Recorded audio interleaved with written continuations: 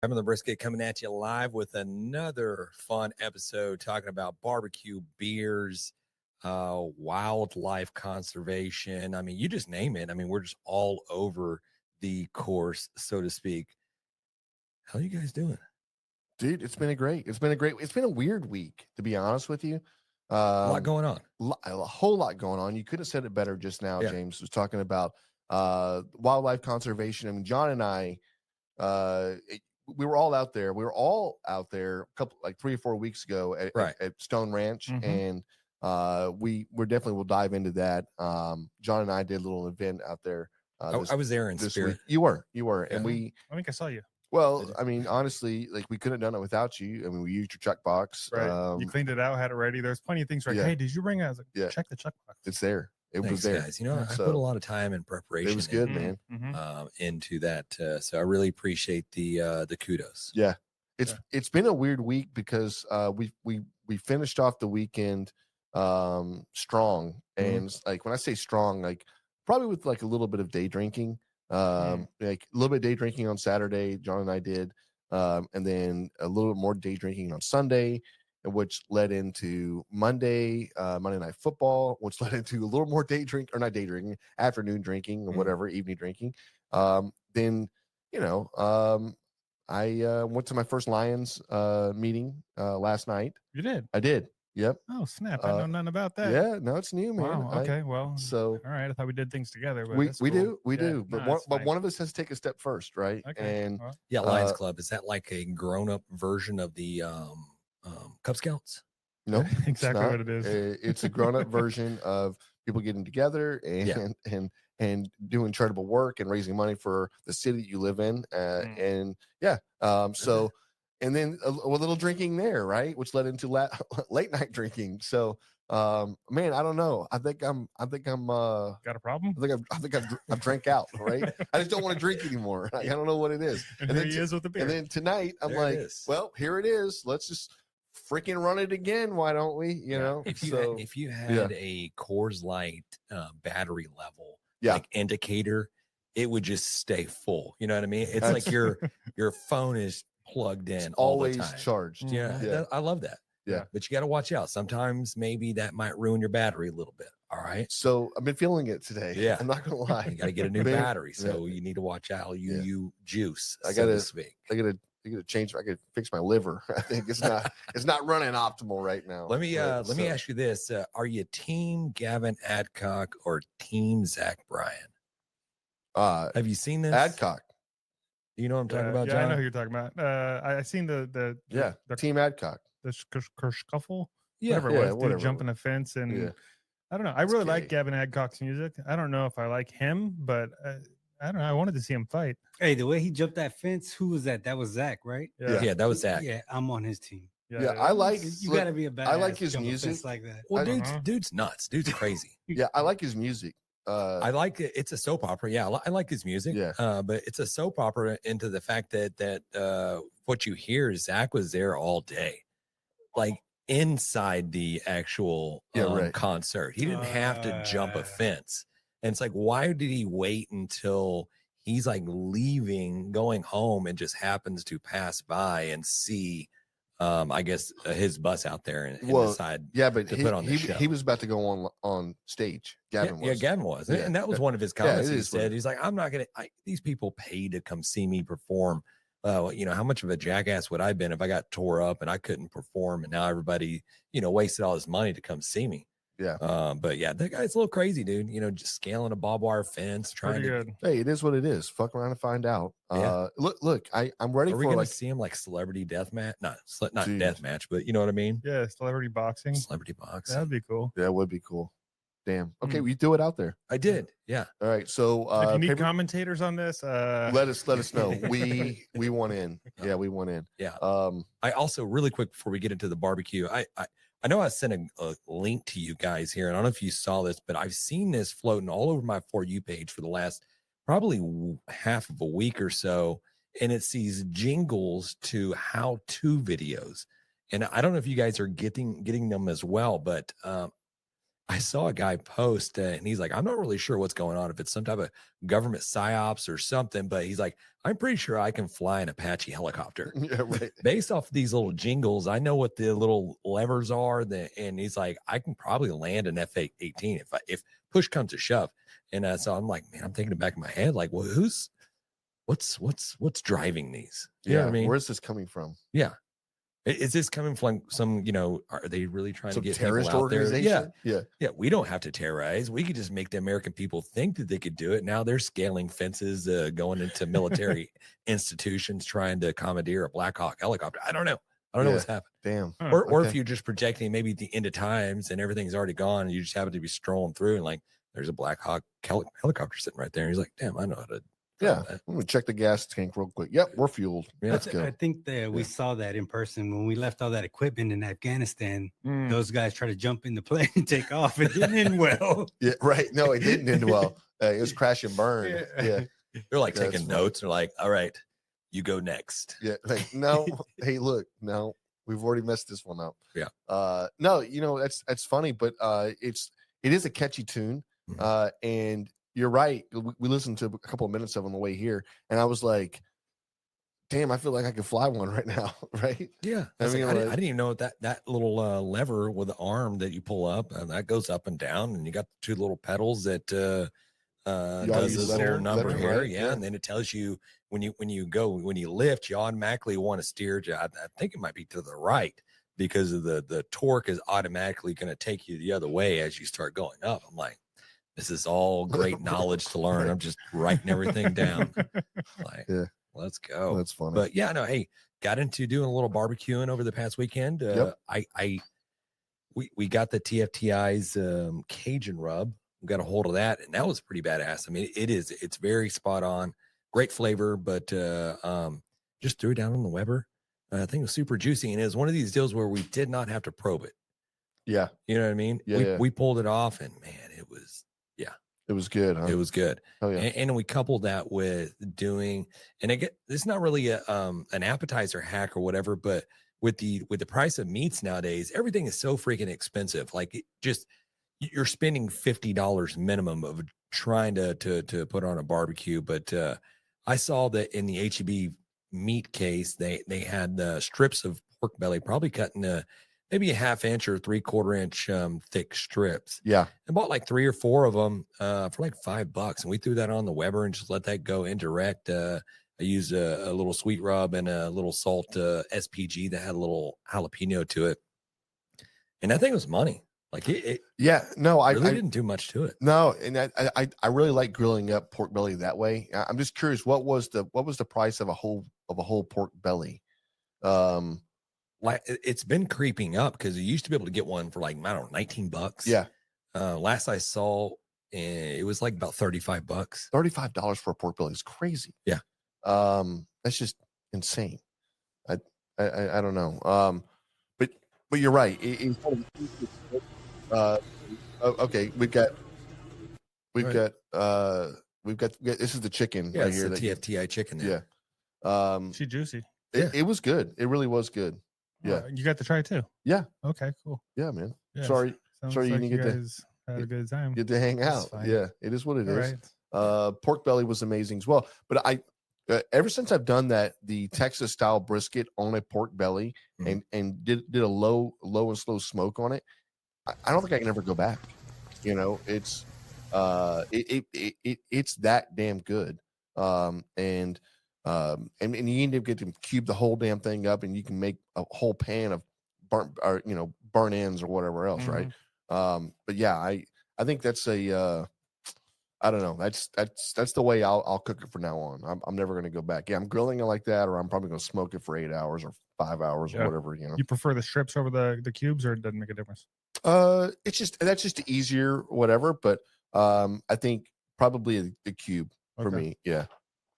Yeah, it looked delicious. It's really good. If y'all ain't watching really this on the videos, you should be, because we'll put it guys, out you got everybody in the comments. You got Pit Life said what's up. You got Brandon Roberts, howdy guys. I guess Wade said he's for Team Gavin. Okay. Yeah, and Char Smoke said what's up. John Stone is on. What's up, John? He said thank you. And Rob Dobbs said what's up, fellas. And Zane said, "What's up, Zane? What up, brother?" Yeah. No, yeah. So John and I, we had the opportunity. You said John Stone's on. So we were out at Stone Ranch Saturday morning again, which I guess we're regulars. I don't know. We are, and maybe we need to be. You know, I would like to be. I just left some of my stuff there. Actually, my clothes. They're in the third drawer, John. He didn't chase you down this time, trying to give you back your stuff. Like, no, you ain't coming back, man. Here's your stuff.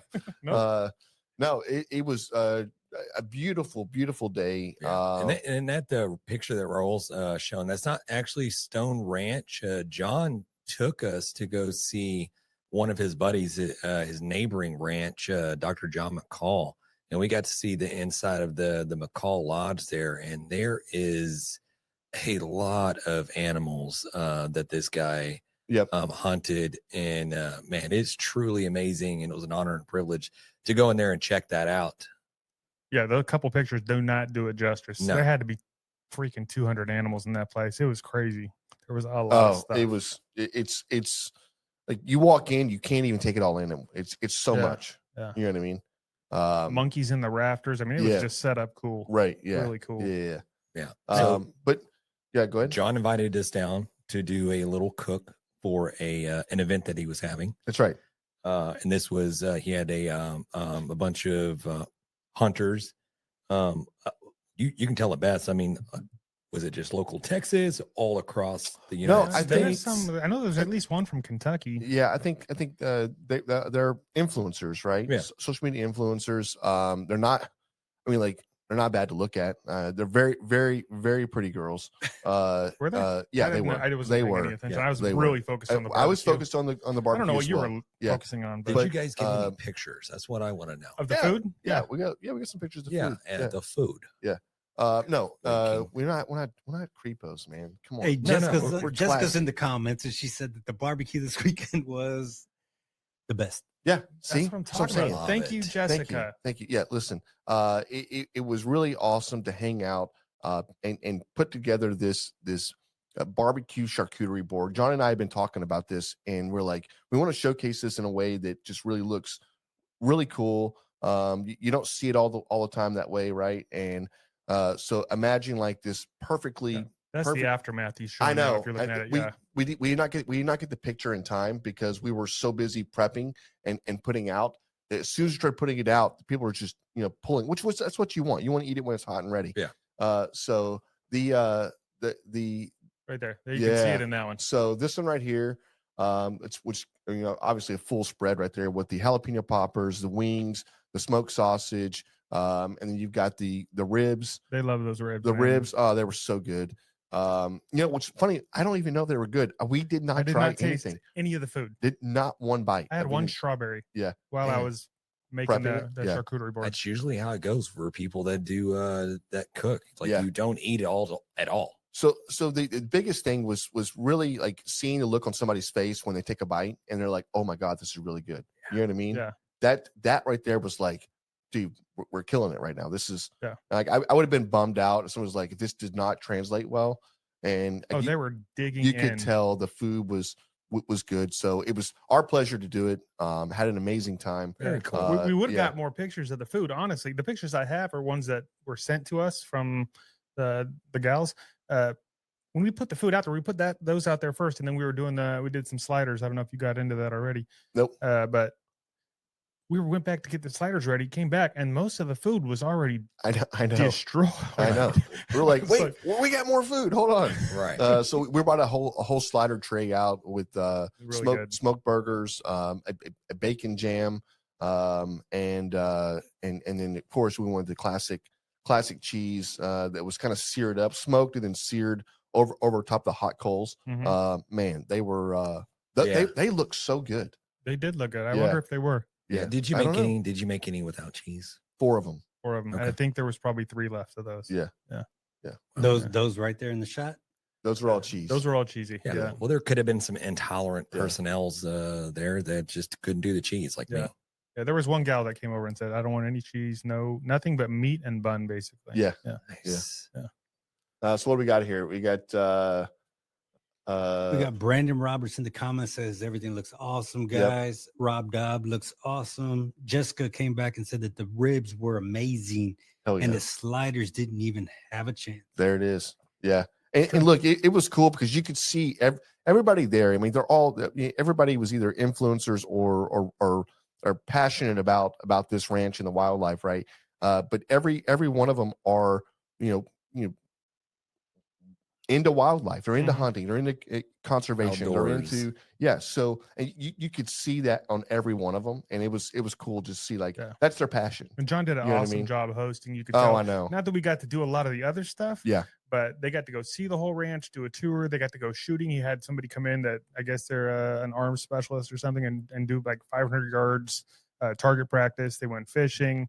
Got to go pet all the animals and stuff. All the stuff we got. Well, we didn't get to do the shooting last time, but the stuff we got to do before they got to go do that stuff. And that's right. They had a blast. You could tell. Already seen a lot of the photos and stuff. I know. Floating around. I know. Yeah. It was awesome.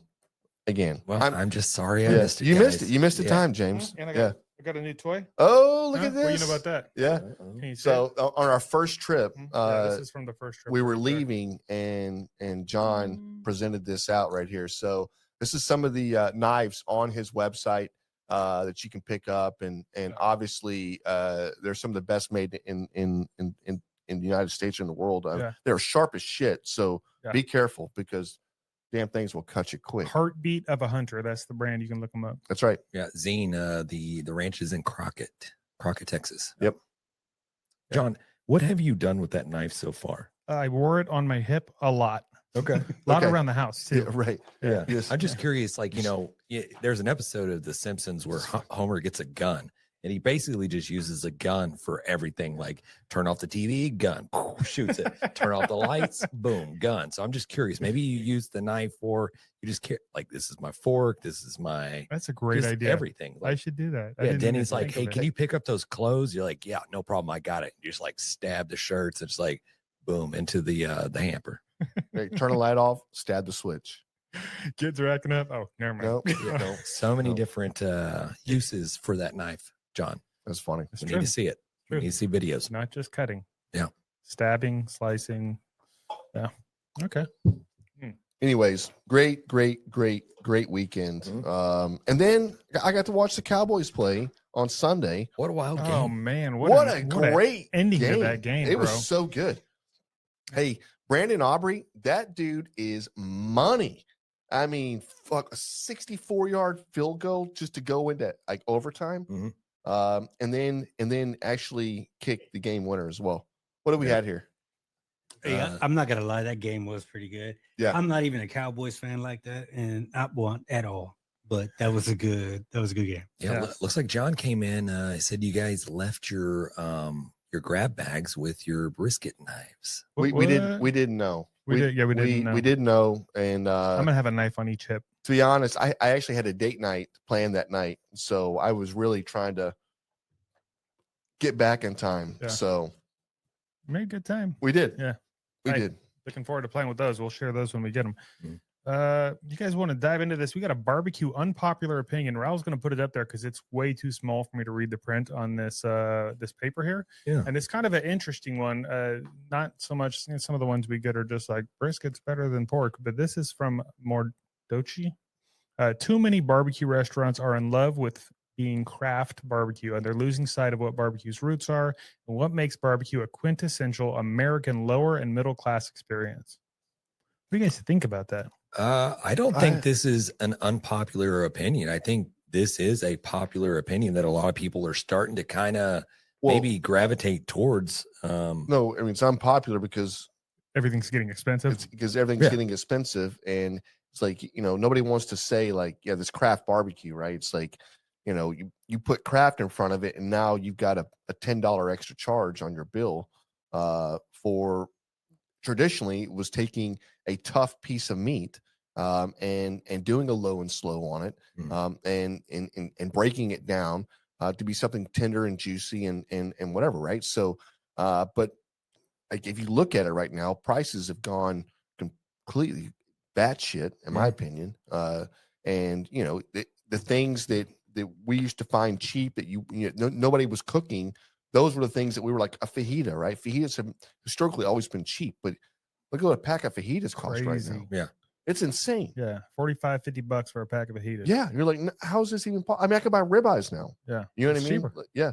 I mean, to an extent, right? Right. But it's like, but that's if you think about this, it's like a craft barbecue experience, and then you're paying, $20-something a pound for your barbecue, and yeah, I don't know. I don't know. It's kind of a catch-22 because I don't know if they're the ones really making it more expensive. Yeah. I think it's just that everybody's gotten so into barbecue. It's so popular. Of course, it's more expensive. It's supply sexy. and demand. You can't really blame it on craft barbecue. I think going to a craft barbecue restaurant, no, you're gonna get some good shit, man. You're gonna get some shit you're not getting at home a lot of times. Well, I think in the grand scheme of things, that you look at the cost for you to go to get one of these, I don't know, these little mega plates or whatever. Maybe it's $150 that's loaded up with the ribs and the brisket and what have you. Mm-hmm. You price that doing at the house, you're taking 16 hours of your time to smoke a brisket, ribs and stuff like that. It's probably going to cost you $200 easy just to do that yourself. So, I understand it, but it also, I guess maybe one of the kind of the picky things that I have, craft barbecue is craft barbecue, but you are getting away with from this used to be kind of like an affordable type thing for families to go eat, and it's just this whole time this nature that we're in right now. But I don't know, kind of lost my train of thought there, guys. Sorry. No, it's fine. You blanked out. I did. It happens. I was like, shit. Your eyes went glazed. Turn it over, bro. Yank it back up again. I hear what you're saying, but I'm just saying, like, at the same time, it's like with prices gone with what they are right now for true barbecue, and even for craft barbecue, right now is when pit masters are looking for cheaper cuts of meats and things that, okay, well, we weren't cooking that, but now we've added this to the menu because it makes sense. It saves on our cost. So we're able to put something out there that's way more affordable and whatever, right? Are some of them doing too much? And that's kind of where I was getting, my thought frame was going earlier. Are some of them doing too much, with the sides, very just, I'm not going to say just fine dining type deal to where you're doing a classic mashup of your mac and cheese, but you're turning it into, something that you would probably see at some fine dining restaurant. We see a lot of collabs with like Killins, with his culinary background, and some of these other restaurants where they kind of fuse that into it. Is that doing too much? Is that just making it too expensive for you to do that instead of just going in and getting your just classic potato salad, mac and cheese, your run of the mill sides and your meats? I don't know. I like them kicked up a notch. I'll say I had Rudy's for dinner tonight. That is not craft barbecue. No, it's crap barbecue. Yeah, really? You didn't like it? Was not good, bro. No, I used to love Rudy's. I used to eat there all the time. It was not good at all. It was just a bad night for him. Maybe. Damn, that sucks. I always think about this, like, and Whataburger falls in line with this, along with these other fast food restaurants and these restaurants in general, of just doing too much, like getting away from what they were known for and what they were, people went in to go get.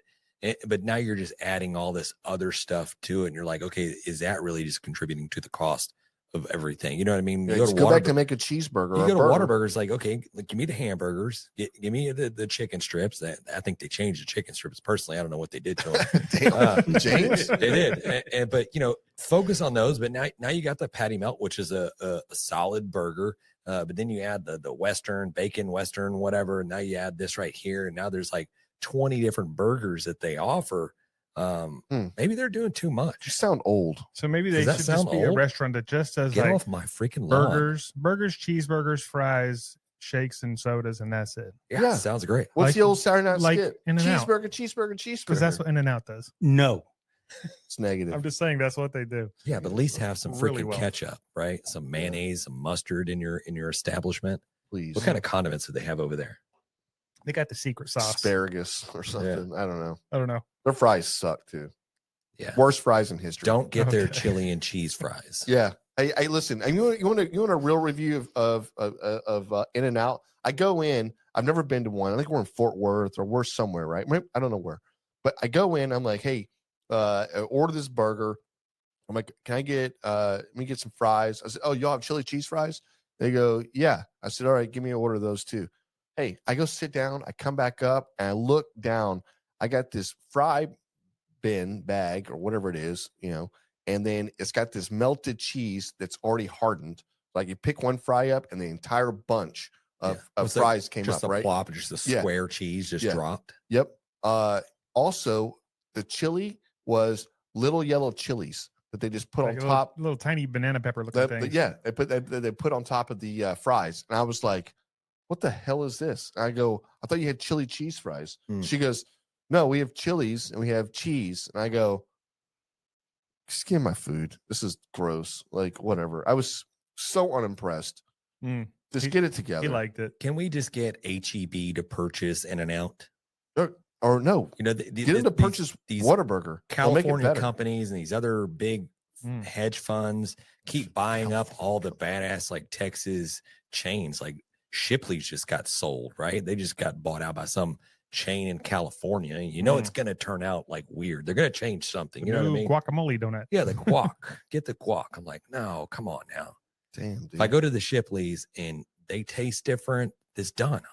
I'm never going back. I'm never going back. Never happening again. Hey, Rob Dog came in and said that he says, I see the fusion being the wave of the future. Yeah, you're right. Traditional is still the bomb. Yeah. No, it is. And that's so, barbecue is changing. But I love the fusion barbecue a lot. But again, at the end of the day, it's like, it has become way more culinary than it historically has ever been. And you've got people that have gone to culinary schools and worked in fine dining and worked whatever else, quitting their 9-to-5s and opening up a barbecue joint, and they're elevating the food. I'm not saying they're not, right? But at the end of the day, it's like a barbecue is supposed to be barbecue. It's supposed to be around friends, family, beer, beer. And then, none of that liberal stuff. Yeah, right. and good times, right? So, I mean, that's what I look. I mean, the backyard barbecue scene, I think, is like that's what it's kind of missing a little bit now. I don't know. Yeah. So, I thought that unpopular opinion might spark something. Yeah, and it certainly did. Hey, we got some hot off the grill barbecue news. A little shout out to Boars Night Out. They were at the Grove this weekend, Ole Miss versus Arkansas. They went all out, catering a whole hog for a family tailgate setup, complete with Rebel Flair. Helped snag the Tailgater of the Game award, I guess. Nice. That's how you do barbecue in style at a college tailgate. Market calendars. Barbecue News Magazine is going live. This is going to be the 2025 Rubs of Honor Top 10. It's going to be Tuesday, September 30th at 7 p.m. This is the thing we talk about a lot throughout the year. So if you guys want to see who won the 2025 Rubs of Honor, the top 10 is going to be announced. It's September 30th, 7 p.m. on Facebook Live. Head to the Barbecue News Magazine page, and you will be able to see who won. Perfect. The last thing I got here. Oh, did you guys see this? The crew at Underseasoned, I think it's a podcast out of Australia, just dropped their top 150 most influential people in barbecue. Yeah, I did. Already sparked a lot of conversation. Are we in it? We're not in it. But I will say this. Are there any podcasts in it? There's one podcast in it. There's a lot of people on this list that have been on our show. Mm-hmm. And I'm not saying there's a correlation here, but we make you better. I mean, we got to do the math, right? You come on our show, your barbecue gets better. And that's truth. Let me read through this list real quick. And I may have missed some, but I'm just going to read through real fast just to give some shout outs to our friends. Malcolm Reed, Bill Purvis, Arnie Segovia, Heath Riles, Mel Shamilar, Jess Prowse, Tuffy Stone, Myron Mixon, Mo K-Son, Meathead, Rodney Scott, Kevin Bledsoe, Al Fragoni, Fred Robles, Chuck Motto, Brad and Brooke Orison, Susie Bullock, Matt Grark, Ryan Lane, Greg Rimpey, Mark Lambert, Darian Cosmo, Leanne Whippen, and our boy Kel Phelps is on the list. So that's cool. That's badass. He should have been higher on the list. Honestly, I liked most of the people on the list. There's some that I didn't know who they were, like from other countries and stuff. Mm-hmm. But I didn't like the order of the list very much. I didn't. Well, is it in order? Yeah. Okay. Yeah. Did you see like who number one was? I just saw some of the social media posts. I did not see who number one was. Malcolm Reed? No. Number one was Daniel Vaughn. Daniel Vaughn. Most. I don't. I don't know. I don't know. No. I'm sorry. I have no beef with Daniel Vaughn. He will get. Sure? Listen. His barbecue palette, what he puts together, but he puts you on a list or he doesn't, right? And it's like It's very influential. I'm not saying he's not influential. He definitely has It's influence. very influential. He has influence over people who eat barbecue. He's influential over who is in the top 50 in Texas. Correct. That's a big job. I get it. I get it. It's important. And I think he does a fantastic job of it for the most part. Yeah. But the most influential person in barbecue? Yeah. I ain't buying that. I feel like this is going to be a whole episode by itself. I feel like we need to maybe next week or We're supposed to have Daniel Vaughn on. Let's dive into this because this is something that definitely needs to be discussed. Yeah, maybe we save this and just get kudos to everybody who made the list. Yeah, very cool. Kel Phelps. Hey, that's what I'm talking about. Let me ask you just a really quick question, because we love all these people on this list. A lot of them have been on the Grabbing the Brisket show. Which one are you kicking off for Grabbing the Brisket to get a spot? Oh, that list? Of that list. The list of people I just read? Yeah. Okay. Kel can go. I'm just kidding. I'm just joking. I'm just kidding. Shit, man. There's nobody on there I would kick off for us, honestly. Listen. Those are all great people. Yeah. We'll be there eventually. We're not there yet. Yeah. Shit. Sorry. If they do a top 5,000 list, we'll be on there. Hey, Rob Dobbs said bring out your top 100. Maybe we should. Maybe we should do our own top 100. Rob, I love it. Hey, listen, you got it, man. We were going to put together our top 100, who we think is the most influential people in barbecue, and see how we compare to this list over here. Yeah, I don't know. He did a lot of research, man. I'm really good at this. Yeah. Chat. And we're going to live stream it. That's what we're going to do. We're going to live stream it. Yeah. And when it comes down to number one, and it's, my goodness, it's grab him in the brisket. Who did Holy this? moly. We all stand up. We have tuxedos under our clothes. Rip them off like jumpsuits. So unexpected. Oh my goodness. Yeah. Look. Oh my gosh. Anyways, hey, that's do I have anything else? Nope, that's all I got for the Hot Out the Grill barbecue news. Man, I don't like to maybe we gotta wrangle you guys in a little bit, but do you got to grab them in the brisket? Beer review. We do have a Grabbing a Brisket beer review. We talked, I don't know if it was on the show or if it was not on the show, but James mentioned that they were going to be passing out free beer or doing samples or something at HEB. And we just happened to roll through when they were doing it. We did. It was cool. He had like four of them set up, 4 or 5. And it was great. Let's go to him. Hey, Joshua came in real quick and said, can I pose a question? Yeah, go ahead. Yes. Joshua, you can't say that and then wait forever to type it.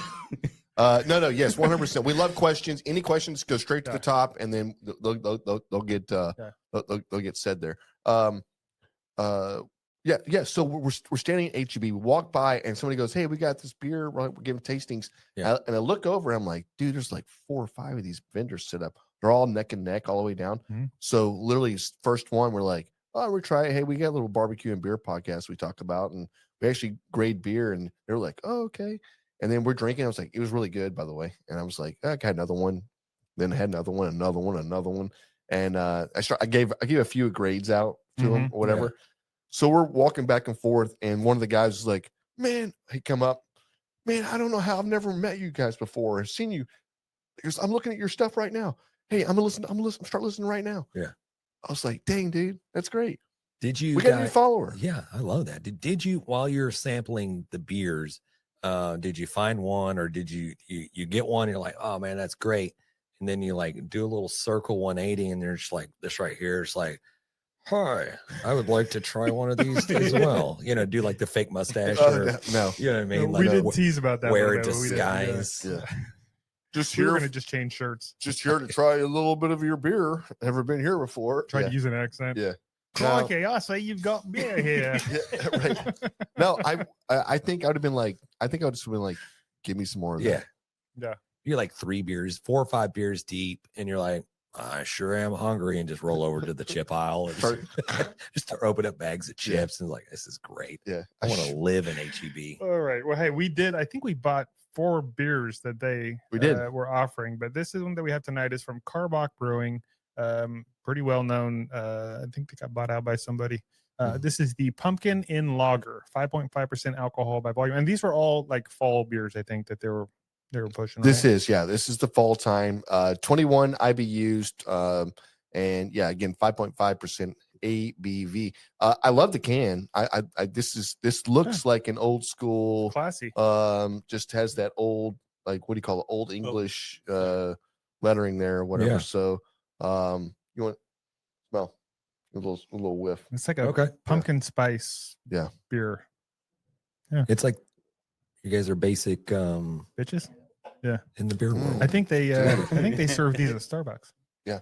It tastes like it could be in Starbucks. Mm-hmm. Hey, you could drink that like anytime in the morning. Mm-hmm. Joshua's question came in, and he said, aside from comp talk, what about us backyards on the non-offset cooker? Yes. What was the question? Yeah. I don't know.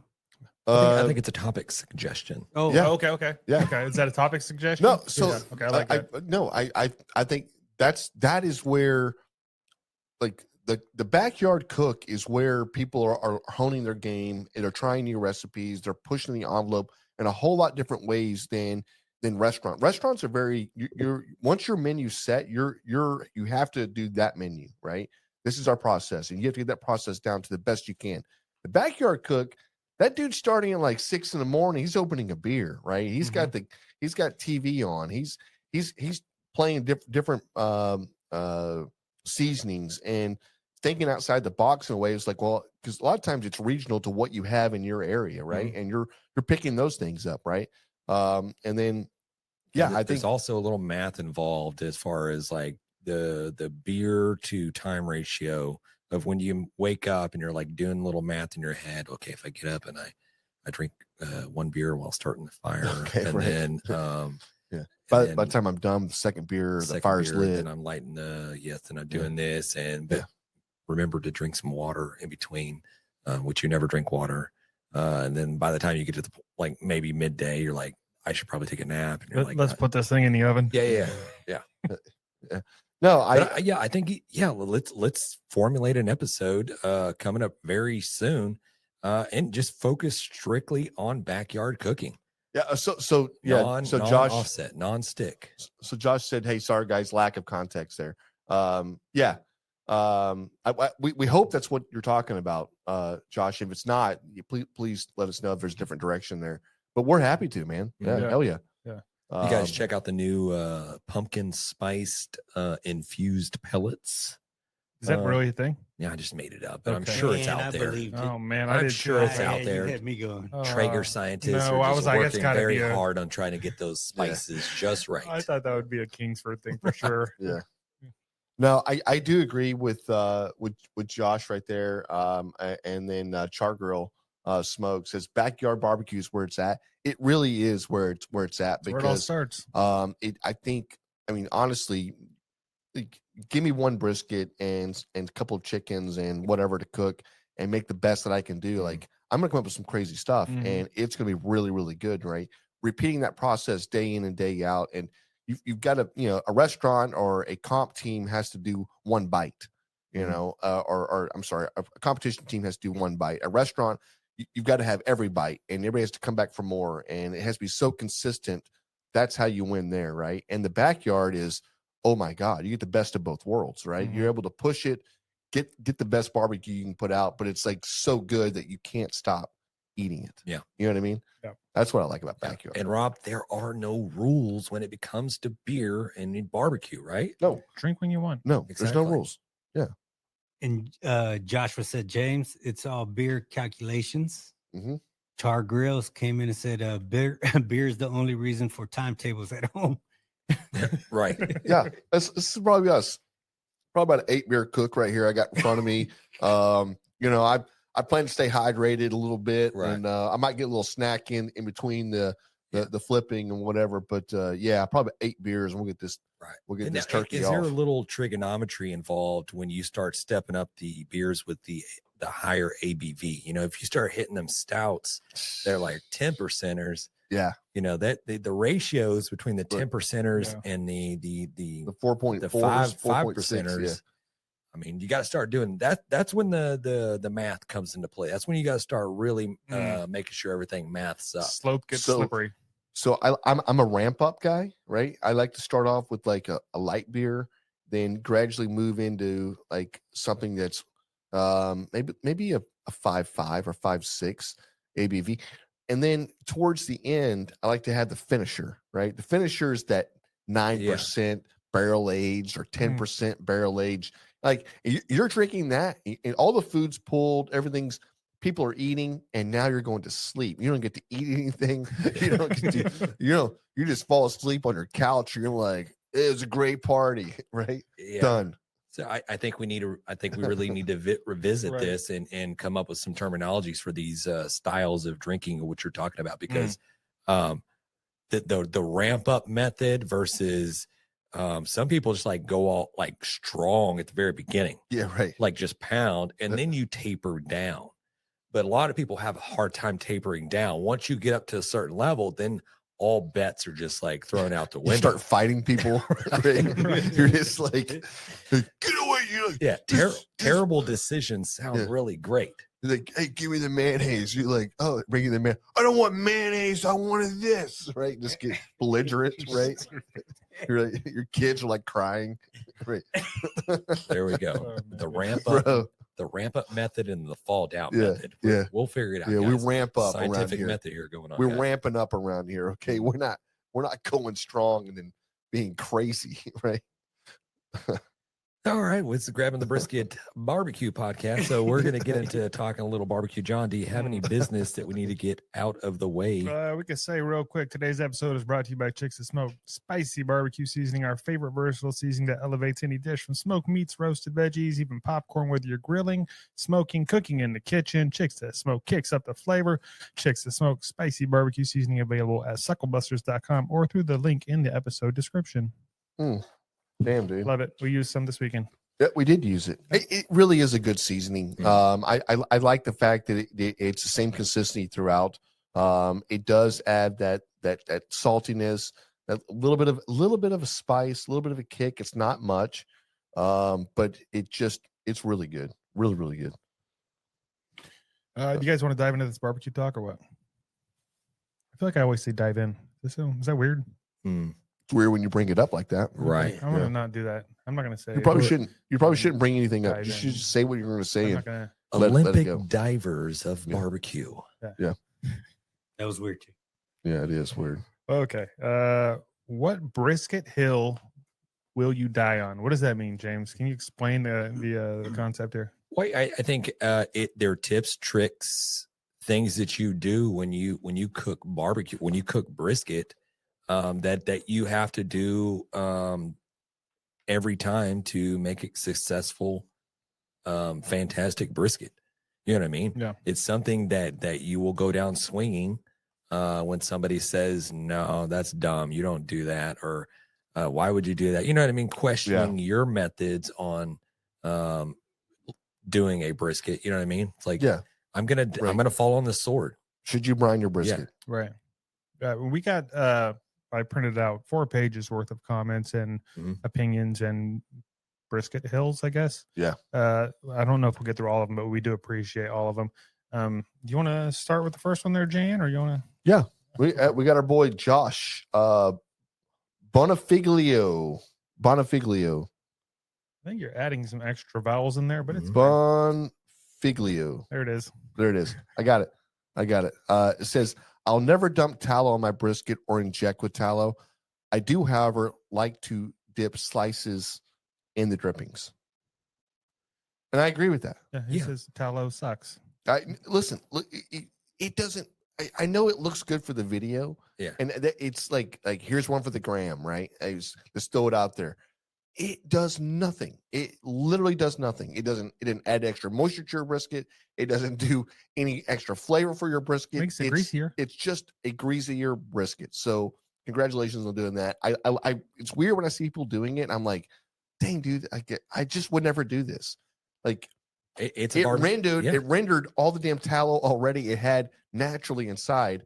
That's why it's pulled out. It's not going to get back in there. It's not going to go back in. No.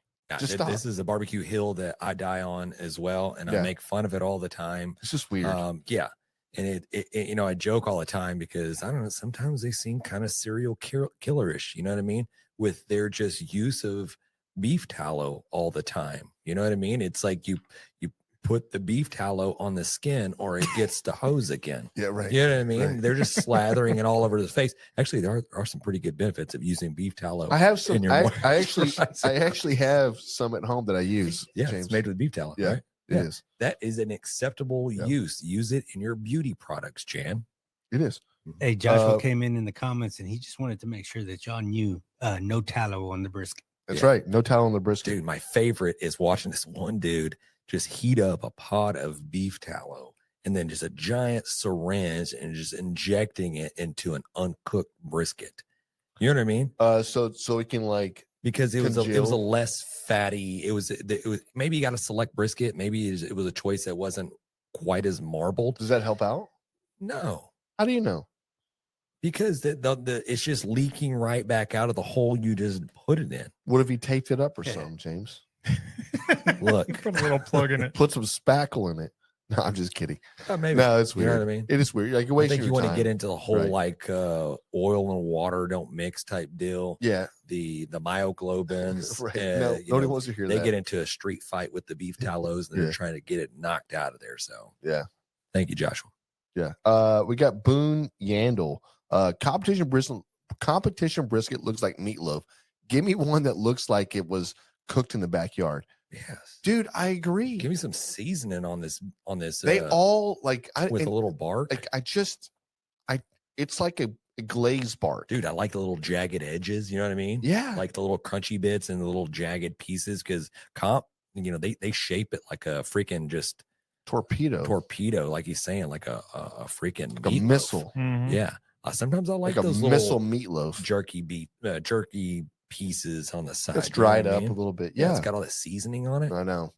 I know, and that's something that's like that's the thing. It's like that's like I think it's where barbecue is missing a little bit. Is like back in the day, and I get why you're blocking your brisket. I get why you're doing it to a certain length and whatever else. I understand that, but like now it's like this.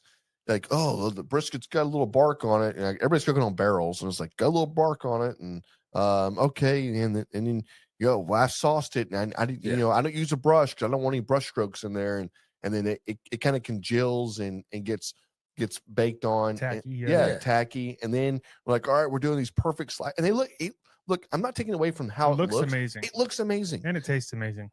They taste really good. Maybe I don't know. They taste really good. Well, the ones I tried but too much sugar, too much like that type of barbecue sauce to me takes away from what you've done on that brisket. Yeah. I mean, I don't know. There's a balance there, and the ones that find the balance are the ones that do really well. I saw Bill Purvis with Chicken Fried Barbecue. He put out a video the other day, and he was talking about his brisket where he doesn't really care for it. Now, maybe it was just that particular brisket he just did. Or he's talking about just in general that's he does not really care for it. He's cooking something that he doesn't really because it's what's going and he's dude's a master, right? Yeah. But yeah, ask him to do one at home for himself. I bet you he cooks the damn thing completely differently, and it looks different, and I bet it's like, oh my God, like the heavens open up or something. Yeah. Bill Purvis, we need to know what you cook for your backyard brisket. We want to know the seasonings that you use. I love how the fact that these competition cookers do everything in their power to make it look like they actually cooked it on a smoker. You know what I mean? Right. Between developing the bark and all that, you know what I mean? They're putting the charcoal rubs on it to give it the dark bark look to it. Yeah. Then they're glazing it, and then they're putting that on the pit to let that char up. Could have just put it on the pit. I'm just saying. Yeah. Now, a lot of these comps we love it. anyways. I'm just kidding. It's so easy to dial those things, get a consistent temperature. I mean, it is what it is. Yeah. If you like oven brisket, just say so. Hey, you got Boone. He's in the comments. He goes, "Hey, that's me." And he just wanted to let y'all know what's up, fella. Cheers, what's Boone. up, Boone? I love the comment. I actually do, man. Love it. We got Michael Quick. Practice makes close to perfect. People make brisket once. It doesn't turn out good. They abandon it. Yeah, I never did that. I just kept trying to do it. Yeah. Well, I know you did, but I think you're right. I think a lot of people. It's a price thing too, right? They're like, I don't want to mess. Yeah, I messed it up. I lost $100. $70, $80 for a brisket. You're like, dang, dude, like I get it. You know, Yeah. I think a hill that I die on is that people, when they're doing brisket, they need to learn how to make it tender first. Yeah. Stop That's worrying about the #1. bark. Stop Or the worrying about seasonings. the beef tallows. Stop worrying about all that stuff. You need to learn how to make it tender. Once you nail that down, then it's just like a very just downhill slope that picks up pretty good, because you start adjusting it for your own flavors. I want to add this. I want to do this, or maybe I want to add a little extra cook time to develop that bark. Perfect. Next thing you know, you're just a legit brisket pitmaster. Yeah, there it is. Or is that me? Is that me? I'm next, guys. Yeah. So I got one. I just want to pull that real quick. It said this is Jim D. Guillotine. Now I'm skipping down a little bit, but it says no wrap, no spray, just let it roll off the fat cap with almost no trimmings. And what I read that one, but I read the one down below there, and it was like there's no single foolproof method. Wrap, no wrap, foil bolt, spritz, no spritz, all can work. Find what works and delivers consistent results. That is really good. That's accurate. That is so good right there. Yeah. Like, because people get in their own heads and they're like, no, you have to wrap it. You have to foil boat it. You have to use these seasonings here. You have to get this glaze over here. You got to do whatever. You have to inject it. If you don't inject it, it won't be good. And you're like, that's crazy. I've cooked a lot of briskets I never injected. And they were great, you know? So it's like, there is no method really. Just find what works for you. But more to your point, James, is something that I think we've talked about before is if you can't cook the brisket, the seasonings or the sauce is not going to help you. Right. It's going to be tough still. Right. And that's what you're struggling with. And you've got to be able to work on that method there. It's like, are you cooking it for too long? Or are you not probing it enough and to get the temperatures down? Or really and truthfully, sometimes a bad piece of meat is just a bad piece of meat. It was never going to be, you'll get it tender, but it was maybe dry. And you're like, well, maybe wasn't that marbled, and hey, whatever. You spend 10 hours doing something, you put a lot of labor and love into it, and it sucks when it doesn't work out, and it's like, I see the point people want to abandon it. Like, oh shit, I don't want to do that again. Man, I put 10 hours of my life into that thing. I'll just get good at cooking turkey breast. Yeah. Ain't nothing wrong with that. Yeah. Hey guys, real quick, Denny came in and said, I flip my brisket every 15 minutes for 24 hours. There it is. Damn. All right. That's that Denny method, Go ahead girl. and block I her. love that. Yeah. And she adds grape jelly. Yeah. And peanut butter. Hey, send her to the top of the list. Yeah. Hell yeah. That's hilarious. Now we got Gary Bergstresser. Fat up, fat down does not make a difference. I did one up, I did one down at the same time. Absolutely no difference at all. Yeah. I think it depends on what you're cooking it on, 100%. Well, maybe just the bark that you were trying to develop or whatever. Yeah. Well, I'm going to, it's something I read a long time ago. It's probably How many years ago, James? Back when everybody's just reading forums. You know what I mean? Back when the Blogs. newspaper was a blockbuster. Yeah. Good day, sir. Welcome to the forums. It was fat. Well, the biggest thing is that they say you put a fat cap up and you let the fat and the juice just drain through the meat. And that does not happen. No, I know. It does not happen. We've said it 100 all. times on here. So yes, it really is all about preference, how you want to do it. You want that fat cap on top to render down, and then it looks all nice and barky like. Well, that's why you do it. Or do you want the actual bottom or top portion, whatever you want to say, the meat exposed to where that seasoning kind of dries up and you get more smoke adhere to the flat. Into the flat, you get a better smoke ring. I don't know, because there's plenty of times where I've cooked on a stick burner, fat side up, just chewing through logs all day, and then you cut it, and there's a very faint smoke ring. Yeah, because the fat is not going to absorb any smoke. No. Yeah, so I do like the fat side down method for a few hours, especially on offset. And I don't mind doing the whole way that way. It doesn't bother me. You want to develop that bark, but like going like three hours or so, especially if you got a big brisket, and then maybe even 4, and then flipping it and allowing that crust and bark to really build on that fat. Like that is really good. I'm hungry. I want brisket now. That sounds really good, actually. I know we got a whole list here. I know we're not going to be able to get through all of them. Let me just read one. Like Aaron Leslie said, I don't cook much brisket. You're a dang liar. Dang liar, Aaron Leslie. Liar. Hey, so I went through and I kind of found the ones that people were the most passionate about or mentioned the most often. And I posted some polls in our stories. I don't know if you guys saw any of that. And I have the results. You guys want to go through some of that? Yeah, no, I'd love to. Okay. As far as we talked about brisket wrapping, and I just put it out there. No wrap, foil wrap, paper wrap, foil boat. Far and away, people said paper. Wrap it in butcher paper. So, okay. I was a little surprised. I thought I foil wonder would if give it a that's push, but I wonder if that's okay. Yeah, I don't know. Yeah. That's not what I do. Okay, fat side up, fat side down. 68% said fat side up. Really? Yeah, 68%. Okay. That's not bad. Well, 11% said doesn't matter. Trimming. 92% said yes, you definitely need to trim your brisket. I was happy to see that, but there was still 8% that said no, you don't need to trim it. My grandpa just said throw it on there. Just throw it on there. That's all you need. Cook it for 24 hours. It'll be good. Right. Okay. If you need to get a good look at a T-bone steak, Put your ass up a butcher's face. I mean, what? I don't know how that works. Yeah, exactly. Okay.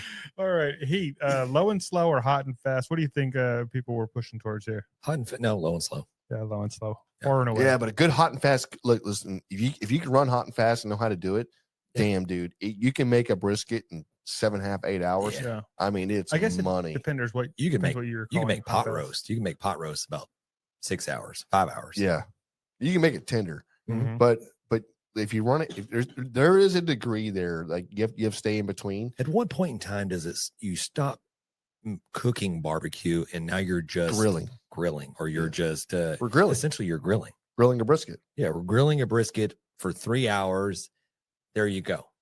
Yeah. Is it brisket anymore?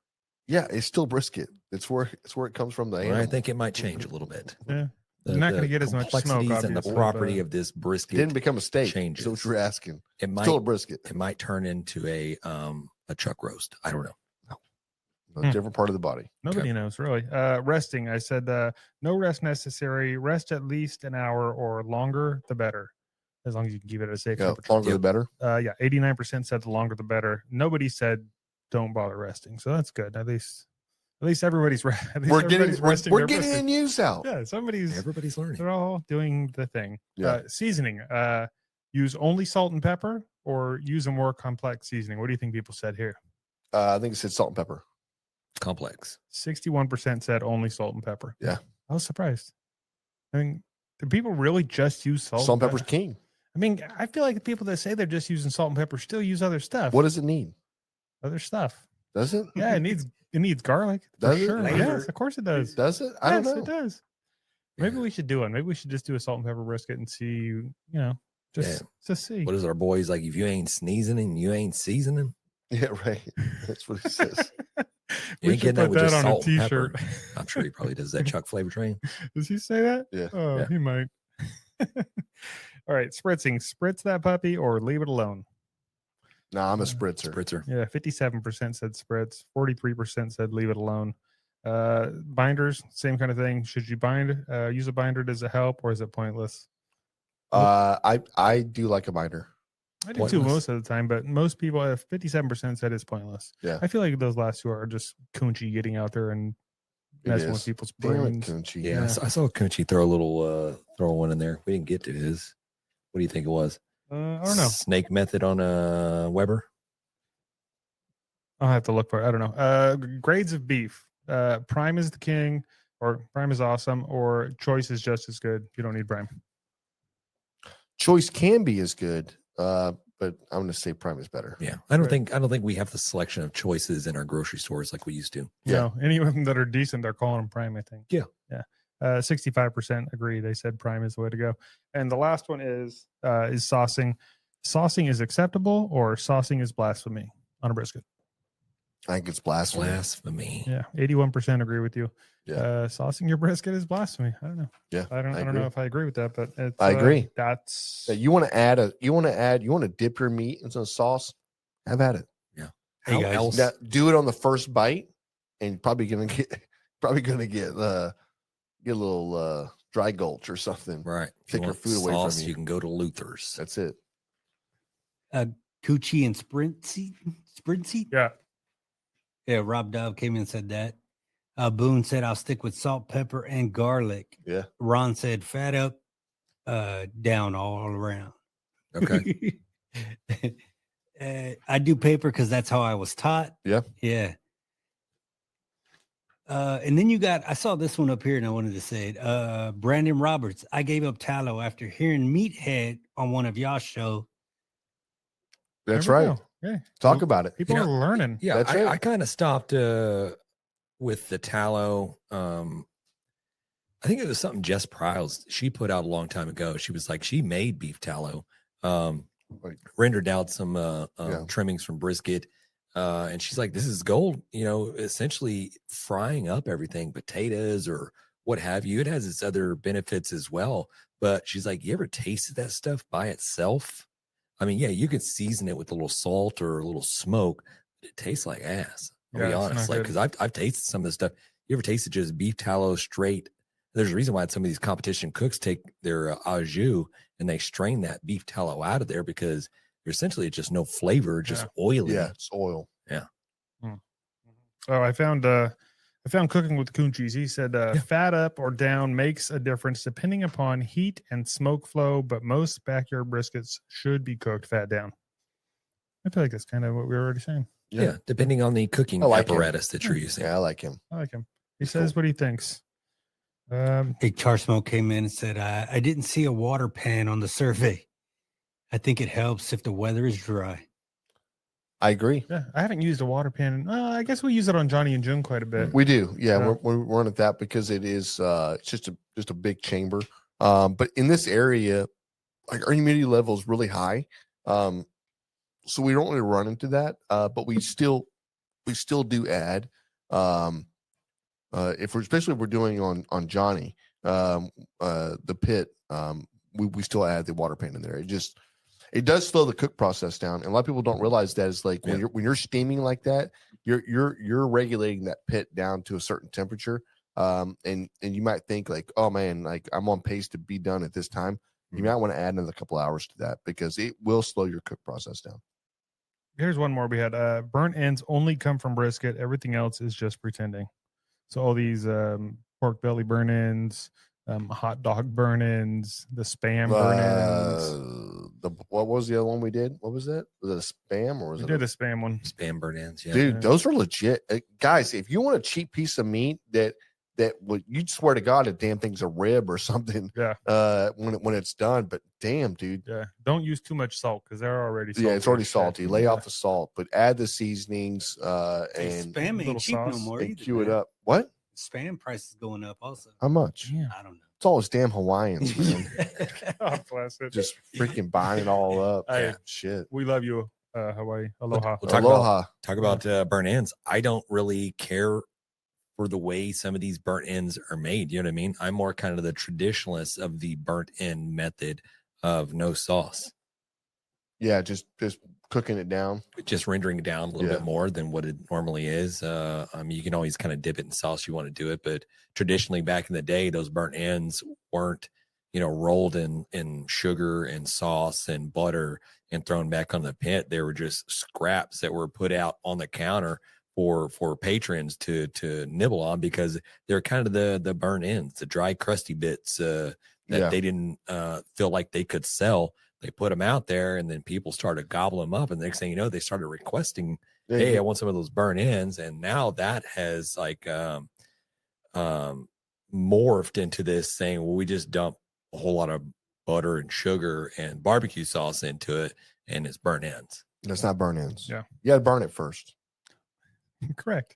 I did see one, and I can't remember where I saw it on here. There was a guy that said you should, he said don't trim too much off your brisket, which whatever. He said put a pan underneath your brisket and just catch all those trimmings, and then use like some red wine or whatever, and deglaze it and make a little sauce, a little gravy for your brisket. Have you ever done anything like that? No, I've been thinking about. It sounds so good. Yeah, I've been thinking about doing like a red wine reduction sauce or something for as a glaze or something for the brisket. Something that's very savory and whatever, not a sweet, like sugary barbecue glaze. Yeah, I think it'll work out. And I was watching Malcolm Reed, and he was talking about his brisket. What is it? His brisket, his brisket, his mop or sauce, what he glazes with. And he said it's like an 8-hour cook. It cooks as long as the brisket cooks. Wow. But all he's doing is reducing down all of these different ingredients, whatever else. He starts off with a vegetable stock, then he's got a wine, he's got a beef broth, but everything's reducing down to make this reduction that is so savory, so whatever, and that's what he uses. And yeah, it's just the ultimate compliment to the meat itself. I've never played with anything like that. It Yeah. sounds amazing. Well, anyway, a huge thank you to everybody that sent in, because we appreciate it. We barely scratched the surface. Honestly, we could probably circle back to some of these at some point, because there's a lot more that we could go over. Hey, today's episode is sponsored by our Smokehouse Crackers, the official cracker of Grabbing the Brisket. Once you try one, you will not be able to stop. This is something that is gone through my wife's company. I currently bring them to work. These are staples now in our house. I'm sure they're staples in James's house and in John's house. But they are truly amazing. Even I'll tell you right now, even at our thing this weekend, John, somebody asked like, "Hey, those crackers, did y'all make those crackers?" And we're like, "No, those come from Smokehouse Crackers. It's a sponsor of our show that we have. They are truly that damn good. When you're pulling all that good food out, and somebody goes, "Hey, what about the crackers? Y'all make those too?" I was like, "Dang, girl." Yeah, they're really good. Check them out, smokehousecrackers.com. Order them online. They will show up. You will not be disappointed. Yep. And if you use our code, which was grab them 15, is that right? I'm pretty sure. Grab them 15 down below. Scroll down, you'll see what the code is, but I think it's grab them 15, and it's 15% off your order. Just don't try grab them 20. That's not going to work. Yeah, we're not. You're gonna try. If it does work, let us know. Yeah. You guys want to talk about this beer? Yeah, man. Let's do it. This was the Pumpkin in Lager from Karbach Brewing, 5.5% alcohol by volume. Mikey, you got to try it. Did you like that? Yeah, he says yes. Yeah, 2 thumbs up. Mikey likes it. Mikey likes it. I love the can. Love the beer. It has a very fresh pumpkin taste to it, right? Not like a artificial, right? It tastes like fresh pumpkin. I think it's a great beer. I'm a 9. Wow. I'm a 9. Shit, I wish I would have thought of my score before you said that. Yeah. Normally you talk a little longer and take a second drink, but well, I finished it. God bless. So there it okay. is. Well, yeah. I think I'm an 8. I'm an 8. I'm gonna go. Your whole 8. I'm a whole 8. I'm an 8 on this. Yeah, it's very good. You're that far. We're that far apart. We're a point apart, which I guess is kind of a lot. I'm saying it's a great beer. You're saying it's a excellent beer. It is an excellent beer. Yeah, it's a great beer. Yeah, I think it's great. I would drink it again every fall. Yeah. Yeah. Good for you. Great love it. fall beer. That's the Grab 'em and Brisket. Beer That's good. Love it. Yeah. We're gonna have to get some auto tune going on here, Roll. Hey, You can work that out. Say it, man. Let's do it right now. Yeah. You ready? You're ready. Yeah. Go ahead. Hit it. Grabbing the brisket. Beer of you. You. What was that? That was on just my microphone. My bad. I apologize. All right. It's like, hey, it's like dealing with kids, man. Like all the time. Oh man. Okay. We got We're coming in with a barbecue win fail. Yep.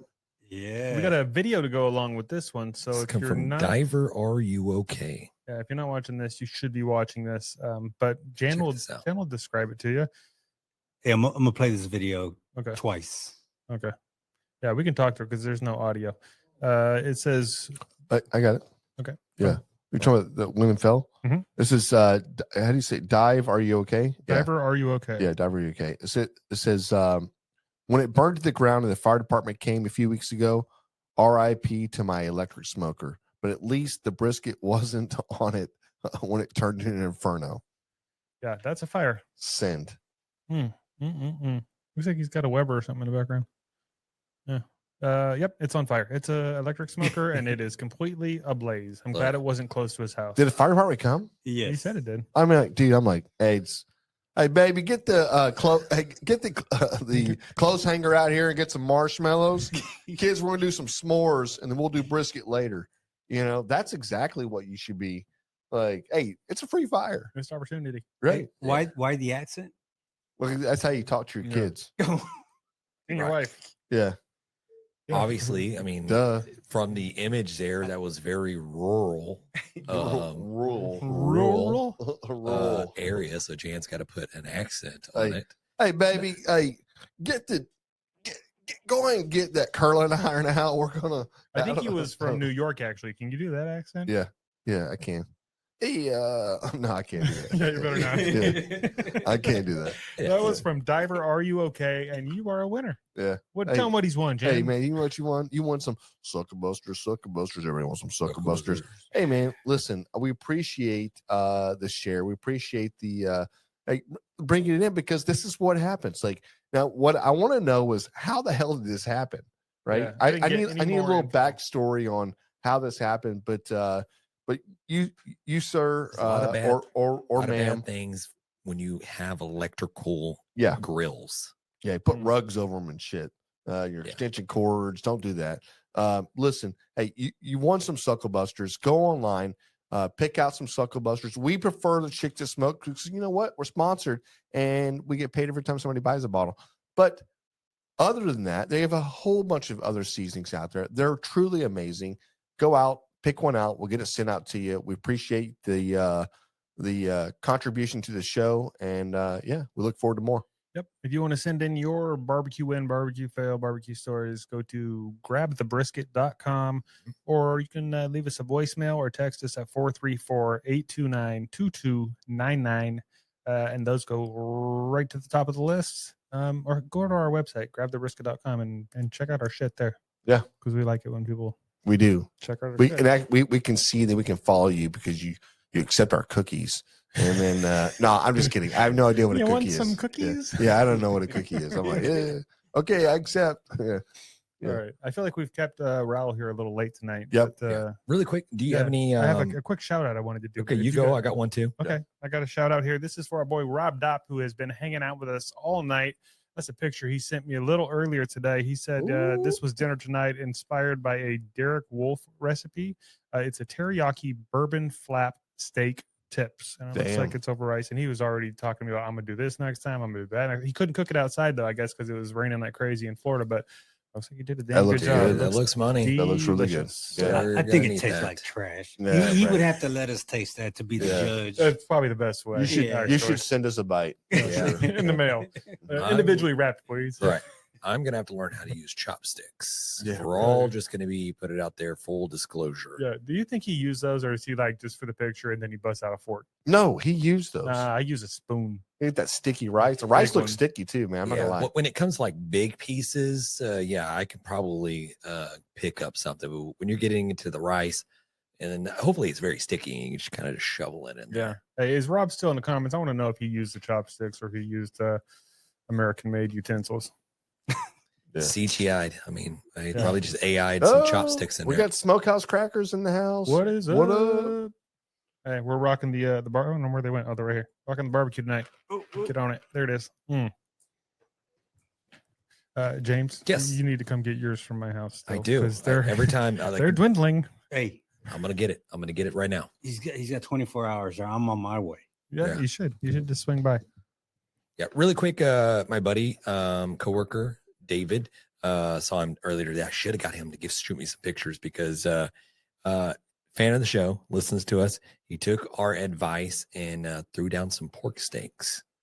So got the pork butt. I think he said he cut them in maybe 1 3/4 inch thick. Yeah. Throw them down. He said they were good. Came out a little dry, maybe. He's thinking maybe got them a little too thick. So he's going to come down maybe probably to 1.5 inch level and redo them. But yeah, killer. Shout out to him. He also said, if you get a chance, go by, if you're in Austin, go by Leroy and Lewis. Yep. They have what he says and describes and show me a picture of probably the best bite of barbecue that he's ever had. And it's something that we need to get our hands on and try and maybe try to duplicate this thing. But it is a pork rib with the pork belly still attached to it. And it's wrapped in bacon and smoked. Yeah. So it looks like a really tall, very like thick. Oh, how do we get that? I want to do that. I would do that. That sounds I really think we good. know a couple of guys. We talked to Perry Brooks over there at Stone Cold Meats. Maybe they can hook us up. Yeah. Tonight it was with a fork, but I use chopsticks often at home. Sure. Look, Rob, right now we're seeing a lot of different lies in your picture to your tongue, right? Listen, we assumed you were using the chopsticks. And look, I did not. Yeah, you thought whatever. I'm the person that uses chopsticks, and I'm frustrated the entire time I'm doing it, but I do not quit. I'm like, when you go to like a Chinese food restaurant, I will they bring you figure this chopsticks. out. I'm like, I'm gonna do it, and then they bring out the soup, and I'm like, this is soup. How do I do this? Just pick the bowl up and drink it. Yeah, that's funny. I love it. Hey, as always, guys. Hey, beautiful episode. Raul, you kicked ass. Great job producing over there. Yeah. Appreciate all the fans, all the listeners, everybody that jumped in and interacted with us in the chat. Our live Thanks. studio audience. Well, mostly live. Yay. Thanks to everybody that submitted their barbecue or their brisket hills to die. Yeah. We There's a love lot. doing this. Love And Joshua gave us a suggestion on maybe possibly next week's episode or future That to backyard. focus on the backyard. Let's go. Let's go. I like it. Hey, as always, it's been great talking barbecue with you. Peace. You get the right camera there. Yeah. Hey guys, thanks for tuning in to another episode of Grabbing the Brisket. Big shout out to our amazing sponsors who keep the smoke rolling. The National Barbecue and Grilling Association, connecting and growing our barbecue family. Barbecue News Magazine, your go-to source for everything happening in this world of the Q. SUCKLEBUSTERS award-winning rubs, sauces, and seasonings, the best in Texas. Chicks That Smoke Spicy All-Purpose Seasonings brings bold flavor with every shake. And of course, Smokehouse Crackers, the snack that disappears faster than a perfectly smoked brisket. Support the folks that support barbecue and this show. We'll see y'all next time. And remember, grab them in the brisket.